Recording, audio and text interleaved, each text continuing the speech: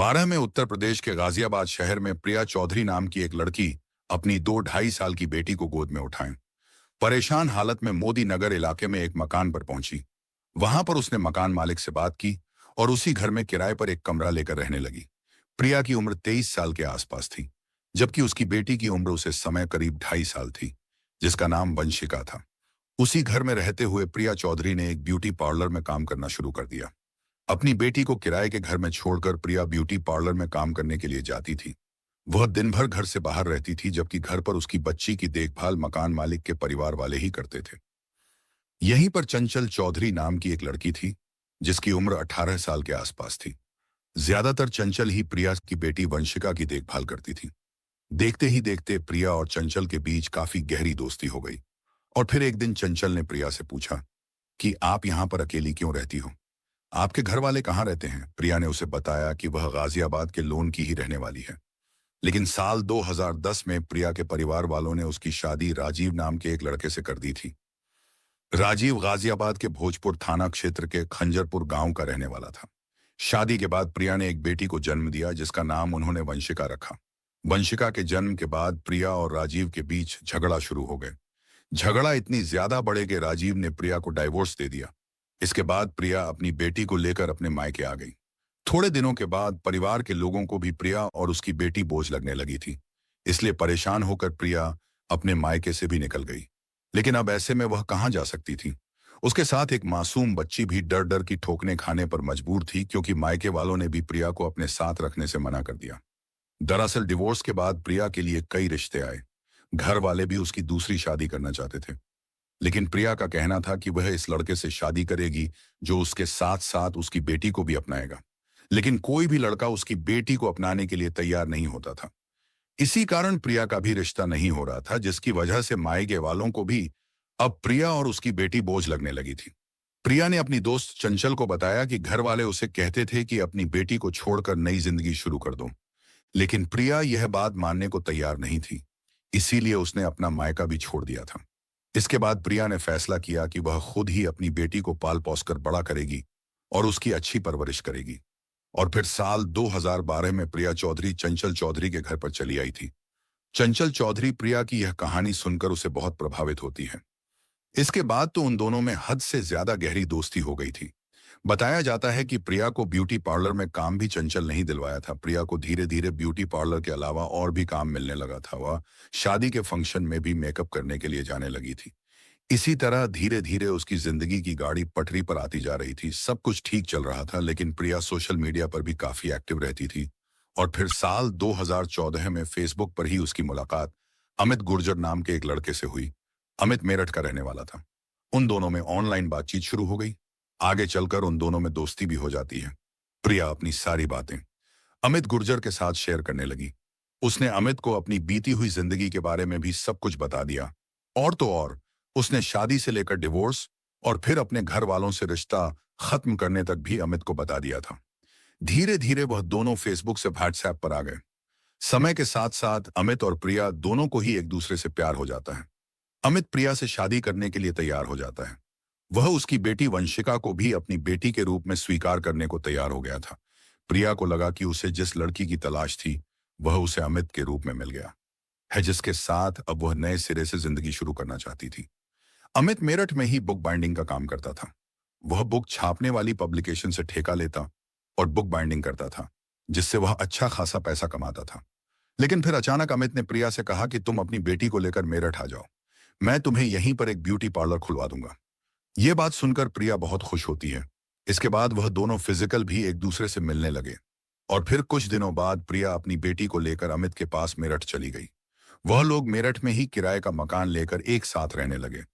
अमित ने प्रिया को beauty parlour खोलने के लिए थोड़े दिन रुकने को कहा, जिसकी वजह से प्रिया का काम बंद हो गया था और अब अमित ही उसका खर्च उठता था। असल में प्रिया और अमित ने शादी नहीं की थी, वह दोनों लाइव इन रिलेशन में रहते थे। धीरे धीरे प्रिया की बेटी भी बड़ी हो रही थी।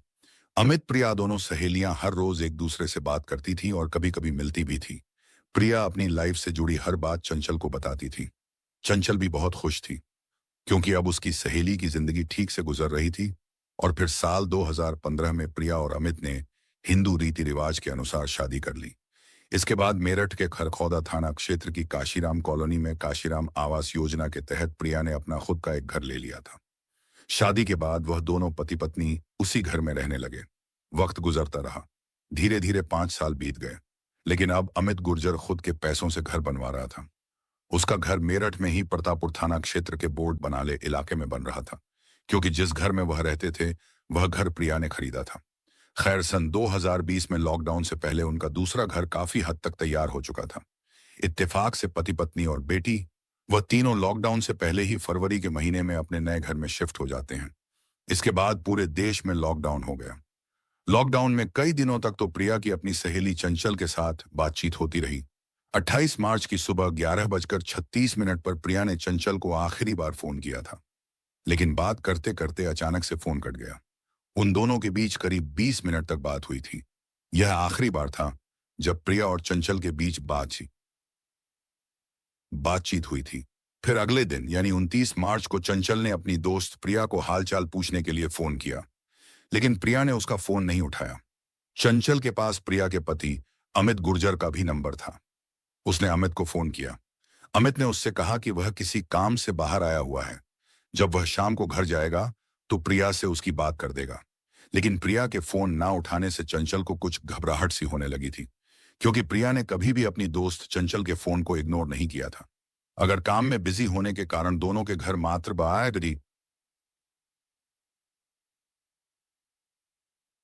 12 किलोमीटर की दूरी पर ही थे, लेकिन लॉकडाउन की वजह से चंचल प्रिया के घर नहीं जा सकती थी। और दूसरी बात यह कि चंचल को प्रिया का एग्जैक्ट एड्रेस भी नहीं पता था, क्योंकि वह लोग हाल ही में वहां पर शिफ्ट हुए थे। चंचल को केवल इतना ही पता था कि प्रिया का नया घर प्रतापपुर इलाके में है। अब चंचल शाम होने का इंतजार करती है और फिर शाम को 5 मिनट पर चंचल ने अमित को फोन किया। इस बार अमित ने उससे कहा कि प्रिया और उसके बीच किसी बात को लेकर झगड़ा हो गया है, इसलिए वह बात नहीं करना चाहती। चंचल को यह बात थोड़ी अजीब लगी, क्योंकि अगर प्रिया का अमित से झगड़ा हुआ था तो प्रिया यह बात चंचल को जरूर बता दी, जबकि अमित कह रहा था कि प्रिया उससे बात नहीं करना चाहती। हालांकि अमित ने प्रिया को आवाज भी लगे कि तुम्हारी दोस्त चंचल का फोन है, लेकिन प्रिया ने बात करने से मना कर दिया। इधर चंचल ने अमित की आवाज तो सुनी थी, पर उसने प्रिया के फोन पर बात करने से मना करने की आवाज नहीं सुनी थी। लेकिन चंचल का माथा तब टांका जब प्रिया ने उसका नंबर भी ब्लैक लिस्ट में डाल दिया। और जब चंचल बार बार फोन करके अमित को परेशान करने लगी तो उसने गुस्से में आकर चंचल से कहा कि प्रिया अपनी बेटी को लेकर घर में मुझ पर चाकू से वार कर दिया था। इसके बाद वह अपनी बेटी को साथ लेकर घर से भाग गई। उसने बताया कि उसे नहीं पता अब प्रिया कहाँ है। इसके बाद 31 मार्च को प्रिया के व्हाट्सएप से उसकी बेटी वंशिका ने चंचल को टेक्स्ट मैसेज किया और कहा, गलती से मम्मी ने पापा पर चाकू से हमला कर दिया था, जिससे उन्हें चोट लग गई थी, इसलिए हम लोग घर से कुछ पैसे लेकर भाग आए हैं, लेकिन आप हमें ढूंढने की कोशिश मत करना। इसके बाद 5 अप्रैल को चंचल के फोन पर बैंक अकाउंट से 45,000 रुपए निकाले जाने का नोटिफिकेशन मैसेज आया। दरअसल अकाउंट तो प्रिया का ही था, लेकिन उसने बैंक में नोटिफिकेशन के लिए अपनी सहेली चंचल का नंबर दिया था।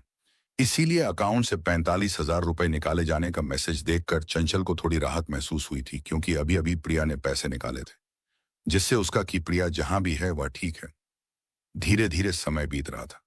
28 मार्च को प्रिया और उसकी बेटी गायब हुई थी और फिर 15 अप्रैल को चंचल ने परेशान होकर प्रतापपुर पुलिस स्टेशन में एप्लीकेशन दी। प्रिया को कजिन सिस्टर बताया और कहा कि पिछले 17 दिनों से प्रिया का कुछ भी पता नहीं चल रहा है और ना ही वह फोन उठा रही है। चंचल ने पुलिस को बताया कि प्रिया अपने पति अमित गुर्जर के साथ रहती थी या और उसकी बेटी वंशिका अचानक से गायब हो गई।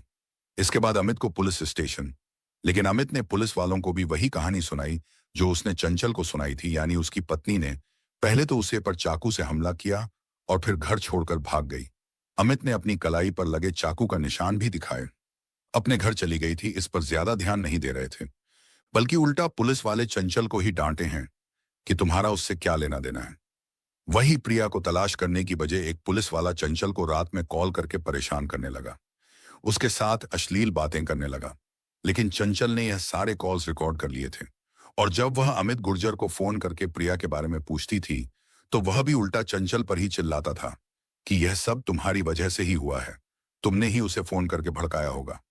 अमित गुर्जर चंचल को धमकी भी देने लगा था कि वह उसकी या की सारी करतूत के बारे में जानता है। अमित ने चंचल को धमकी देते हुए कहा था कि अगर तुमने दोबारा फोन करके मुझे परेशान किया तो मैं तुम्हारे बारे में सबको बता दूंगा। इसके बाद दो जो घर पर पहुंचकर हल्ला करने लगी कि तुम उसे लड़की के ढूंढने के पीछे क्यों पड़ी हो, तुम्हारा उसे लड़की से क्या संबंध है। अगर पुलिस किसी लड़की के घर पर आकर अचानक ऐसी बात करने लगे तो समाज और मोहल्ले के लोग लड़की को ऐसी नजरों से देखते हैं जैसे वह कोई बहुत गलत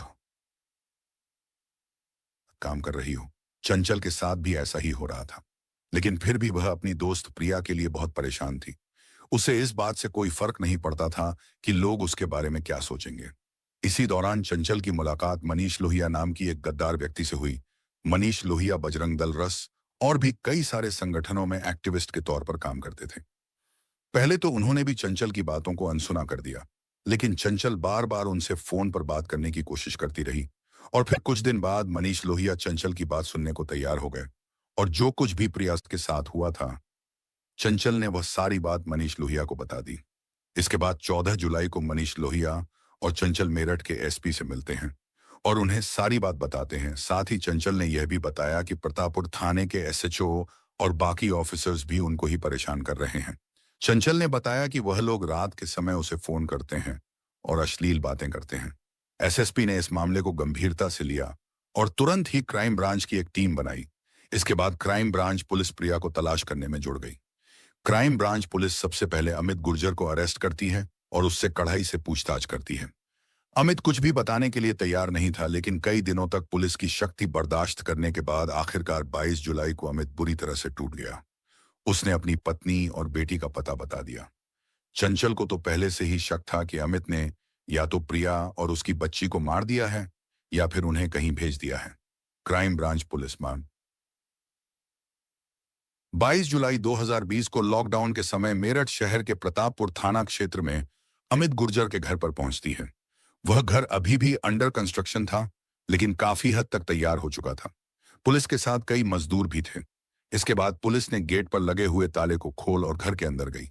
घर के अंदरूनी कमरे का भी ताला खोला गया। वह लिविंग रूम था। उसके ठीक आगे बेडरूम था, जिसके अंदर सोफा सेट और बेड पड़ा हुआ था। पुलिस उसे पूरे रूम को खाली करती है। उसे कमरे में नीचे विनाइल फ्लोरिंग की गई थी। मजदूरों ने एक हिस्से की सीट को हटाकर फर्श को तोड़ना शुरू कर दिया, क्योंकि लॉकडाउन का समय था और सभी लोग अपने अपने घरों में ही थे। इसलिए तोड़फोड़ की आहट सुनकर मोहल्ले के लोग भी घरों से बाहर निकल आए। लेकिन वह लोग हैरान थे कि अचानक पुलिस यहां आकर क्या कर रही है। असल में अंदर कुछ मजदूर पुलिस की देखरेख में बेडरूम की खुदाई कर रहे थे। घंटे तक खुदाई चलती रही। करीब 7 से 8 फीट खुदाई करने के बाद पुलिस को उसे गड्ढे के अंदर 2 अलग अलग इंसानों की हड्डियां दिखाई देने लगी, जो पूरी तरह नमक से ढकी हुई थीं। उन सभी हड्डियों को निकाला गया और फोरेंसिक जांच के लिए अस्पताल भिजवा दिया गया। इस घटना से पूरे इलाके में सनसनी फैल गई थी। लेकिन अजीब बात यह है कि इधर पुलिस ने बेडरूम के नीचे से कंकाल निकले। उधर पता चला कि अमित पुलिस कस्टडी से फरार हो गया है, लेकिन 22 जुलाई की रात को ही उसे अरेस्ट कर लिया गया। क्योंकि उसे समय अमित के पास पिस्तौल था, तो उसने पुलिस पर गोलियां चलानी शुरू कर दी। पुलिस ने भी जवाबी फायरिंग की और फिर नूरनगर मोड़ पर पुलिस ने भागते हुए अमित के दोनों पैरों में 4 गोलियां मारी। वह वहीं पर गिर पड़ा। इसके बाद उसे अरेस्ट करके हॉस्पिटल में एडमिट कराया गया। पूछताछ के दौरान अमित ने बताया कि उसने ही अपनी पत्नी प्रिया और उसकी बेटी वंशिका का कत्ल किया है। लेकिन अब सवाल था कि आखिर उसने उन दोनों का कत्ल क्यों किया था। अमित गुर्जर और चंचल के बयान के अनुसार साल 2015 में प्रिया और अमित गुर्जर ने शादी की थी, जिसके बाद वह दोनों काशीराम कॉलोनी में अपना मकान लेकर रहने लगे थे। लेकिन फिर शादी की कुछ दिन बाद अमित का बिहेवियर अचानक से चेंज होने लगा। प्रिया को भी कुछ चीज महसूस होने लगी थी। दरअसल अमित गुर्जर हर शुक्रवार के दिन नहा धोकर तैयार होता और फिर बाहर चला जाता था। अमित ने प्रिया से कहा कि हमें बेटी को उर्दू भी पढ़ना चाहिए और तुमको भी सर को दुपट्टे से ढका चाहिए। प्रिया साईं बाबा को बहुत मानती थी और उनकी पूजा भी करती थी। अमित उसे ऐसा करने से भी रोकने लगा था। प्रिया की समझ में नहीं आ रहा था कि आखिर अमित ऐसा बिहेव क्यों कर रहा है। उनकी शादी को कई साल हो चुके थे, लेकिन अब अचानक अमित के बदलते स्वभाव को देखकर प्रिया ने अपने तौर पर उसके बारे में पता लगाने की कोशिश की। उसने अमित गुर्जर के डॉक्यूमेंट और आधार कार्ड वगैरह को चेक किया।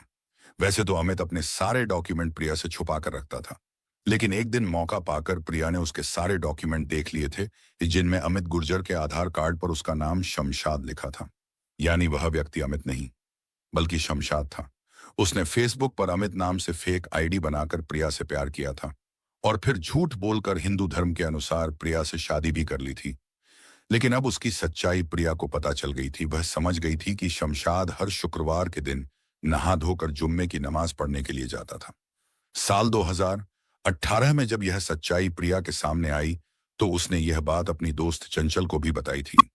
प्रिया ने अमित उर्फ शमशाद से पूछा कि आखिर उसने ऐसा क्यों किया है, उसने इतना बड़ा झूठ क्यों बोला है। शमशाद प्रिया और उसकी बेटी के सामने रोता है और माफी मांगता है।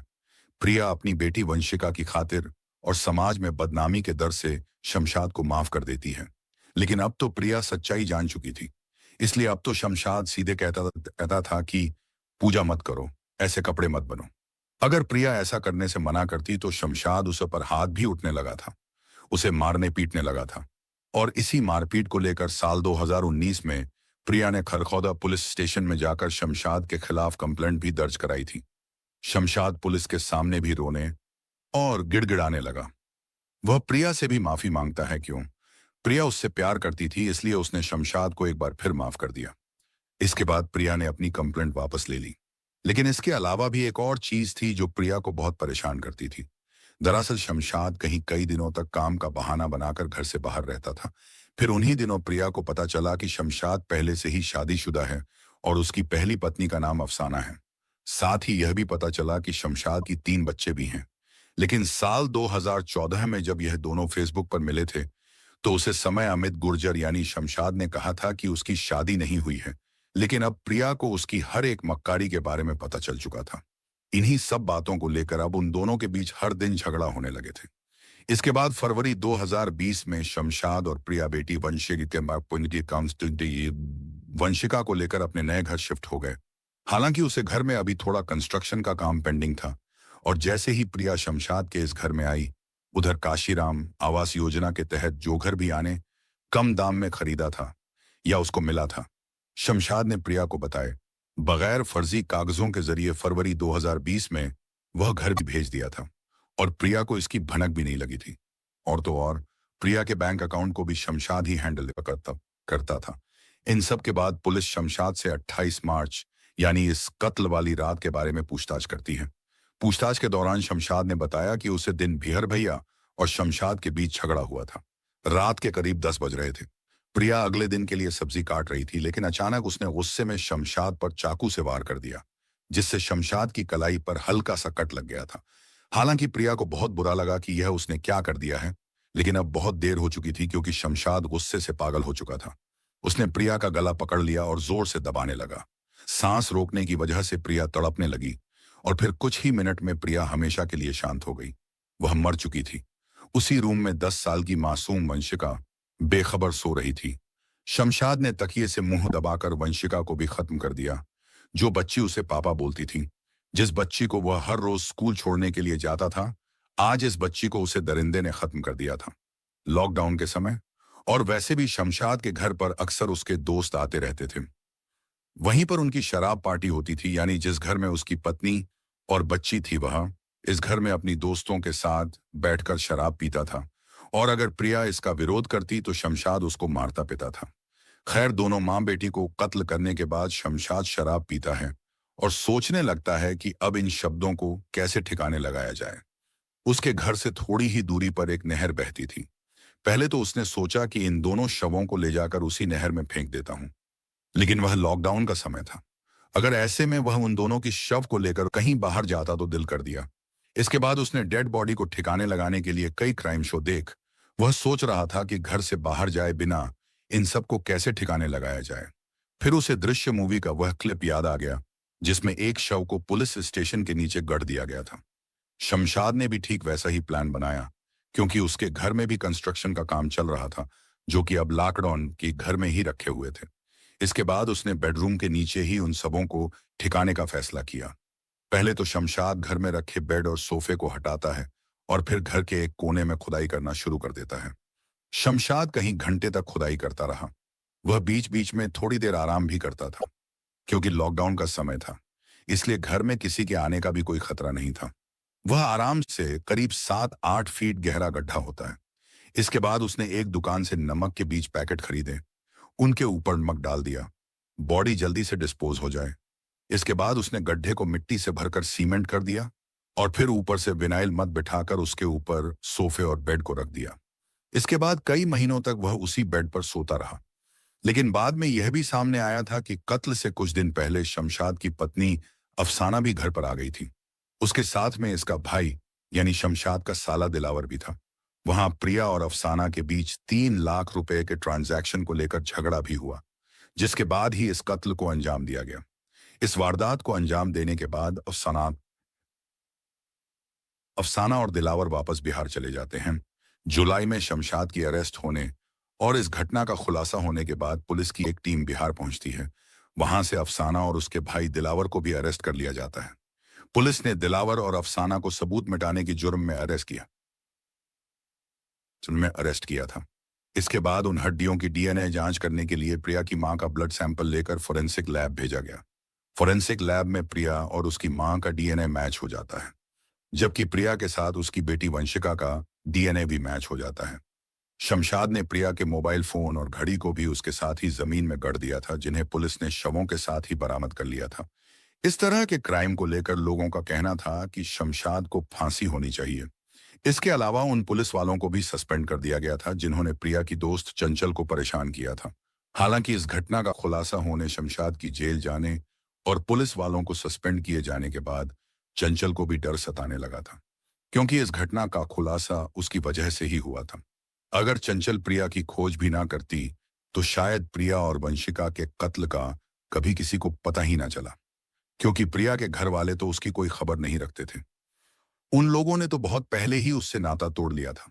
ऐसे में अगर प्रिया का कोई अपना था तो वह थी उसकी दोस्त चंचल, जिसने प्रिया की मरते दम तक दोस्ती का फर्ज निभाया। चंचल ने उन पुलिस वालों की वॉइस रिकॉर्डिंग की मीडिया में दे दी थी, जो कि वायरल भी हो गई थी।